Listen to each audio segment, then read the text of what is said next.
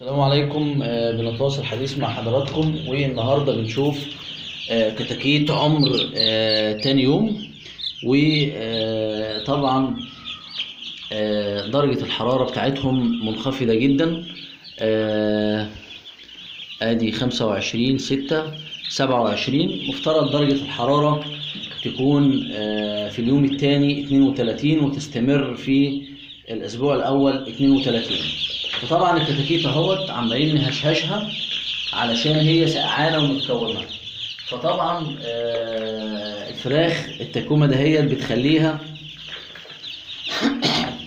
تعرق وتعرق بعضيها، فبالتالي تصاب بالبرد بدري. ولما الكتكوت يصاب بالبرد بدري نموه بيقف وبيحصل له مشاكل والنافق بيزيد. بصوا يا جماعه، بصوا بدأت الكتاكيت هي تتكون في اليرقان. طبعا لما بتهشش الكتاكيت بتتحرك وكل حاجة، بس برضو الكتاكيت سقعانة.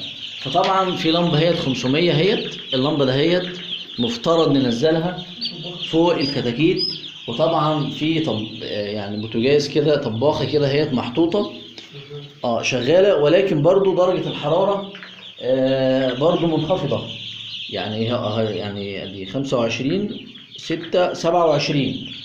فطبعا الدرجة دي درجة منخفضة جدا، فلابد ان احنا ننزل اللمبة. الشيء الثاني مسألة العلافات والسقايات. مفترض يعني نزود كمان سقايتين وعلافتين علشان دول عددهم 150. السقاية دي تكفي ل 30 طائر.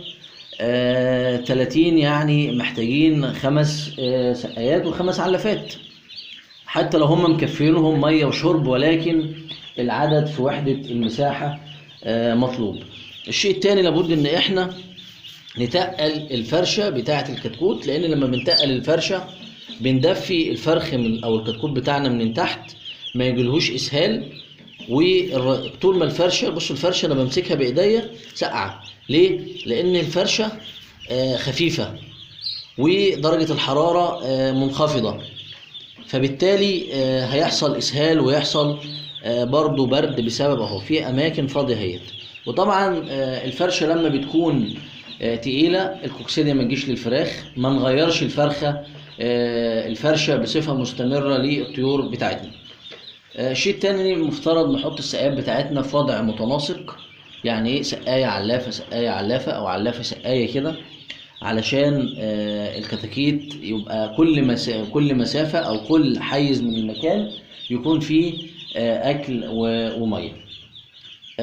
برضو لابد ان احنا نرفع السقاية بتاعتنا دهيت على بلاطاية ولا حتة خشبة علشان مفيش منشارة تنزل، او الحمام بتاعهم ينزل فيه المية فتلوث المية ويحصل عدوى او يحصل اي مشاكل. الكتكوت طبعا يعني الحمد لله كويس، حيوي وكل حاجة، بس لابد من درجة حرارة عشان نمنع التكويم في اليرقان ده كده. لا، مفيش حرارة. طبعا في الايام الاولى رغم ان احنا في اواخر امشير، لابد ان احنا في اليوم الرابع نبدا نهوي من الشباك القبلي. يعني هم في مطبخ، نبدا نهوي جزء كبير بالنهار، جزء صغنطوط بالليل، علشان يعني اللمبه دهيت والطباخه دهيت اللي بتدفي دهيت طبعا بتحرق الاكسجين في المكان، وبالتالي بيخرج غاز ثاني اكسيد الكربون. كمان الفرشه بتطلع ريحه وحشه وغازات، فلابد ان الريحه دهيت تطلع، يبقى في مصدر بيدخل اكسجين وفي مصدر اخر بيطلع اكسجين، اللي هو مثلا الشباك القبلي، لان المكان دوت مفيش فيه شباك بحري. فاحنا ان شاء الله هنظبط مساله التدفئه، هننزل اللمبه العاليه دهيت، وهنرفع السقايات والعلافات، وهنتقل الفرشه علشان بصوا كل ما بنهش الكتاكيت بتبدا هنبدا ننزل اهوت اللمض. لان طبعا يا جماعه الكتكوت مش رخيص، الكتكوت بالمتوسط 8 جنيه 8 ونص. يعني مش رخيص، فلابد ان احنا نهتم بيه. طبعا الكتكوت اللي قدامنا دوت فيه شويه اسهالات، هنبدا نعالجه باي مضاد حيوي بيشتغل على الاسهالات، كوليستين، فلوراكول، بنفلور، نيومايسين، اي حاجه من مضادات الحيويه اللي بتشتغل على الاسهال علشان نوقف الاسهال دهوت. طبعا الاسهال دهوت بيجي من السقعه ومن الفرشه الخفيفه، فلابد ان احنا نعالج عشان الكتكوت ما يفقدش سوائل والعناصر المهمه اللي في جسمه. شكرا لحضراتكم، وان شاء الله نتواصل مع حضراتكم.